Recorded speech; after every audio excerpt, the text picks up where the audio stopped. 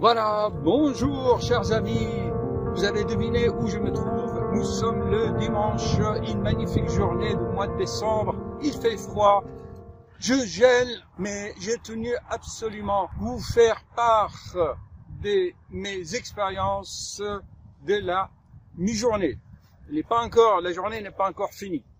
Voilà, je pense que ça peut être très instructif pour tout le monde, tous mes fans, tous mes abonnés dans le monde entier, puisque ce sont des principes de base. L'être humain, dans son programme, dans ses logiciels, l'être humain fonctionne ainsi.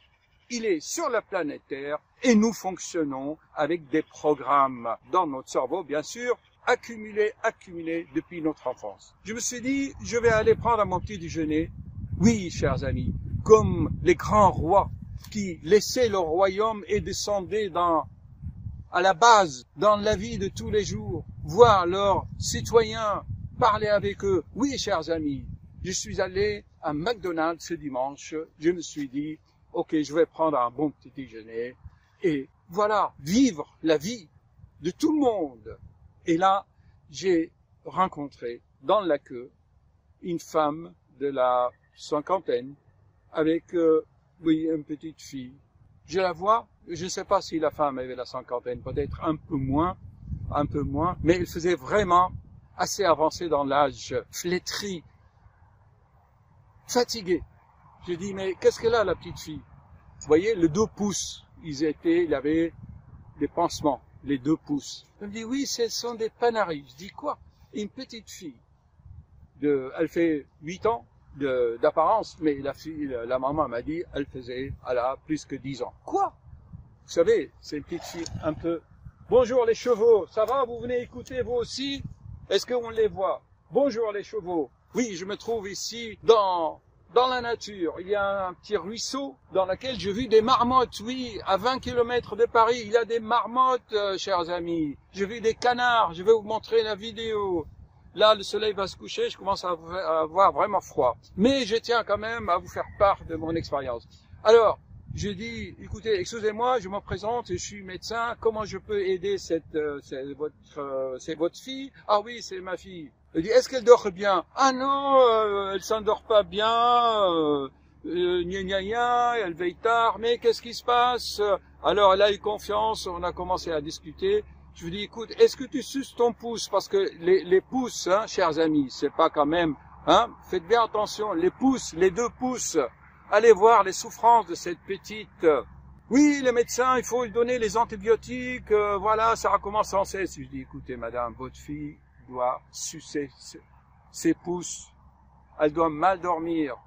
Qu'est-ce qui se passe? Ah oui, son père nous a abandonnés, voilà. Les mecs, les hommes qui quittent leur famille, leurs femmes, leurs enfants, parce que leurs femmes ne sont plus baisables. Je m'excuse. Une fois que l'homme trouve que sexuellement la femme ne lui donne pas de plaisir, eh bien, qu'est-ce qu'il va faire? Il va quitter tout. Je connais ce problème. Je connais l'être humain, comment il fonctionne. J'ai fait tellement de conférences là-dessus, chers amis. L'homme a des besoins et quand il ne peut pas les satisfaire, eh bien, il laisse tout pour une autre. Merci Coluche. Coluche, là, je vous ai montré sa photo dans ma dernière vidéo. Eh bien, voilà. Ils sont délaissés. Eh bien, voilà. Et voilà le drame. Alors, bien sûr, comme vous me connaissez, j'ai coaché un peu la mère qui a eu grande confiance parce que j'ai vu que je voulais aider. J'ai donné mes conseils comme vous me connaissez. Donc ça, c'est l'histoire de la fille avec ses 2 pouces. Ok? Bon, je rentre chez moi, je réfléchis à tout cela. Je dis, non, c'est une belle journée. Qu'est-ce qu'il peut faire un être humain quand il est là? La nature, chers amis. Allez dans la nature. Il fait beau. J'ai pris le RER et j'ai quitté Paris, ensuite Antony, et j'ai atterri dans la vallée de la Chevreuse. Magnifique.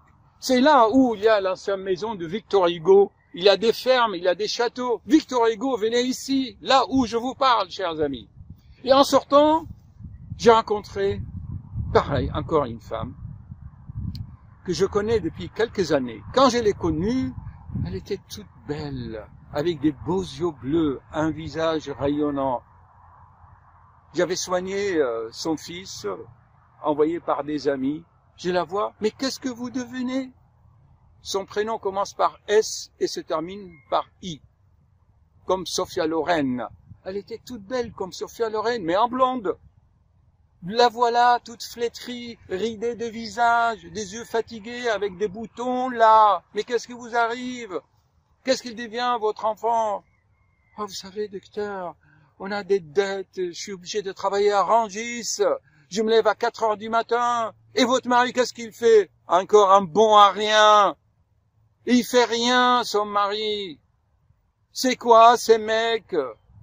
Ils font travailler leurs femmes. J'avais fait une petite vidéo sur l'esclavage de la femme moderne, comment des maris laissent travailler leurs femmes pour payer les factures. C'est dommage. Toute triste. Elle a failli pleurer, là, quand je l'ai vue dans la rue, là, comme ça. J'ai été vraiment étonné. Dommage, non, chers amis? Allez, je vous raconte la troisième expérience. Je vais, pareil, à la station de RER, je renouvelle ma carte Navigo, et au guichet, il y avait une charmante dame. Très belle, antillaise. Je l'ai reconnue à son accent. Vous savez, je sympathise toujours, et je regarde, j'observe. Je dis, voilà, on commence à engager la discussion, vous me connaissez, des petites questions. Je dis, madame, est-ce que vraiment, vous voulez que je vous dise quelque chose pour vous aider? Car je vous vois travailler, mais tout ce que vous allez gagner, vous allez le dépenser sur votre santé. Voyez-vous, là, vous avez usé la mâchoire, ici, les dents, ici, de devant, juste de devant. Je dis, madame, vous devez grincer les dents, qu'est-ce qui se passe?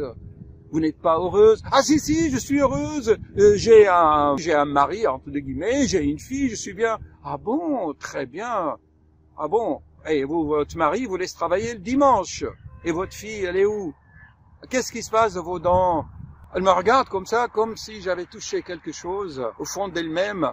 Et d'un seul coup, le téléphone sonne, en plein travail. Elle était en train de me faire ma carte bleue, d'ailleurs, elle s'est trompée. Eh bien, c'était son mari qui téléphonait. Ah, je lui ai dit, c'est bien lui. Oui, donc elle était là, attachée.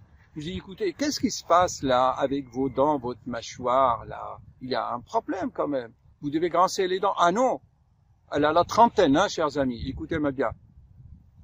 Je lui dis, écoutez, je suis médecin, je peux vous aider si vous voulez. Oui, mais vous ne pouvez pas. Je dis, mais quel est le problème? Je suce mon pouce. Elle est mariée, elle a la trentaine, elle a une fille. Je sais pas de quel âge. Elle suce son pouce. Elle dit, oui, voilà, je grince les dents, je suce mon pouce. Je dis donc, si vous êtes marié, si vous avez une fille, vous avez un travail, mais qu'est-ce qui se passe dans votre vie? Sucer son pouce, vous savez, chers amis, tout de même, ça renvoie à des conflits intrapsychiques, la recherche de biberon, de l'affection, la recherche de la mère. Et voilà, chers amis, voilà ma journée. Classe au mari aurait dû faire quelque chose. Donc, elle n'est pas heureuse. Si elle était heureuse, elle n'aurait pas, pensez-vous, qu'elle aurait sucé son pouce? Chers amis, réfléchissons ensemble. Voilà donc 3 femmes tristes, déprimées, qui souffrent. Réfléchissons ensemble. Le but de cette vidéo, c'est quoi? Chers amis, qu'est-ce qui vous oblige à supporter de telles situations? La peur de ce qu'on va dire de vous? De ce qu'on va penser de vous? Pour maintenir le foyer? Pour avoir un toit? Pour manger? Par la peur de changement? Changez de vie, chers amis. Ne supportez rien contre votre cœur. Une situation, quand vous avez vu pendant des années que tout ce que vous faites, ça ne change rien, vous sucez encore votre pouce alors que vous avez 30 ans, eh bien faites quelque chose, chers amis, le but de cette vidéo. Vous n'êtes pas heureux? Vous êtes triste, déprimé, fatigué? Eh bien, changez quelque chose dans votre vie. Changez quelque chose au bon sang. Je vais m'énerver. Je donne mon exemple. Bon, qu'est-ce qu'elle peut faire, la petite fille, qui suce son pouce, qui a des panaris, soi-disant? Elle travaille. Elle a des rêves à réaliser. Il faut lui apprendre à avoir des rêves. L'autre, qu'est-ce qui fait qu'elle supporte qu'elle se lève à 4 heures du matin? L'amour? Je ne pense pas que ce soit l'amour. L'amour, ce n'est pas comme ça. Je vous l'ai tellement expliqué. L'amour. Pensez-vous que c'est l'amour qui les relie, là, la femme antillaise qui suce son pouce et l'autre qui se lève à 4 heures du matin pour payer la facture? Pensez-vous que c'est à méditer? Moi, je pense que la vie, les lois de la vie, ne vous aideront jamais si vous êtes complice d'une situation fausse, d'une fausse situation. Si vous voulez maintenir quelque chose, mais sur du faux, sans sincérité et dans la contrainte et contre votre cœur. Est-ce que vous voyez l'idée, chers amis? Libérez-vous. Libérez-vous.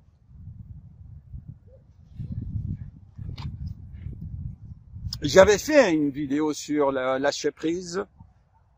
Regardez là. Ce qui vous maintient vers le bas, c'est tous vos attaches, vos crédits, vos dépenses.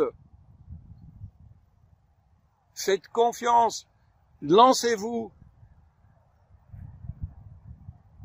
Je donne mon exemple encore. J'ai changé de nom, j'ai changé de pays, j'ai changé tout, des cabinets, de cliniques, d'hôpitaux, jusqu'à ce que je trouve la sérénité. Et ce que je fais, c'est qu'il y a une concordance avec mes valeurs, avec mes critères. Voilà. Ne faites rien contre vos valeurs, chers amis.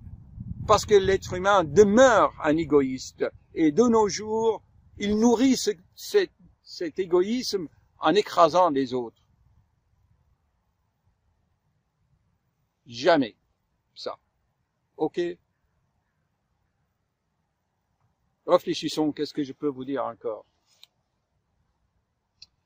J'ai fait tellement de vidéos que ça sera une répétition. Mais bon, remercions la nature. Voilà, le soleil va se coucher, il commence à faire froid. Mais voyez-vous, ces 3 femmes aujourd'hui m'ont donné à réfléchir. C'est pour ça notre planète va mal. Je me répète, maintenir un faux semblant, ça coûte cher au cosmos. On dépense de l'énergie pour rien.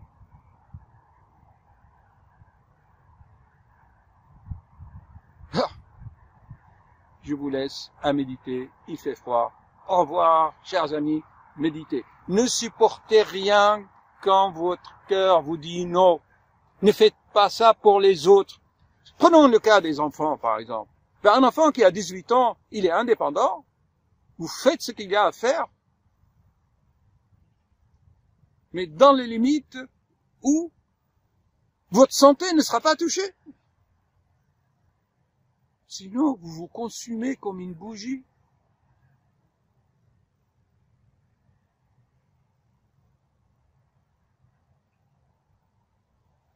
À philosopher encore. Je n'ai pas de solution. Ne croyez pas que je vais vous donner des solutions. Je vous donne juste des pistes de réflexion et quelques principes de base. À savoir que les lois de la vie, les lois cosmiques, nous vous aident, nous vous ouvrent les portes de la fortune, de la richesse spirituelle et matérielle, uniquement si vous êtes sincère avec vous-même, si vous êtes honnête avec vous-même et vous faites pas le faux semblant. Je connais là quelqu'un là. Il vit avec sa femme dans une maison, il maintient l'apparence et il va voir d'autres femmes pour faire l'amour, pour assouvir son sexe, ses instincts. Et il maintient la vie. C'est faux ça. Tu veux plus de ta femme? Eh ben, tu mènes une vie correcte. La droiture, chers amis. Mais tu ne restes pas avec ta femme et en même temps, tu payes un studio pour une autre femme pour lui faire l'amour une fois par semaine. Le jour où on verra l'aura, chers amis, l'aura de la personne ou l'autre, vous verrez ses pensées, et là, ça va jaser, hein. Parce que dès que vous quittez cette enveloppe qui vous maintient, le corps, dès que vous quittez ce scaphandre, ben vous allez voir. Vous allez communiquer par la pensée. Je sais ça. Et dans 1000 ans, comme je l'ai dit dans une autre vidéo, peut-être un peu avant, vous allez voir la pensée de l'autre. Vous allez ressentir ce qui cache l'autre. Et l'autre ne pourra plus vous mentir ni cacher ses pensées ni ce qu'il fait. Ce sera la droiture, chers amis. L'honnêteté. Sois honnête avec toi-même. Combien d'hommes mènent des doubles vies? Combien de femmes mènent des doubles vies? J'ai vu quelqu'un. Oui, vous savez, docteur, maintenant j'ai pris un amant. Peut-être ça ira mieux, parce qu'on me l'a dit. Les gens ne savent pas ce qu'ils font. Ils n'ont pas des règles. Il y a une seule règle.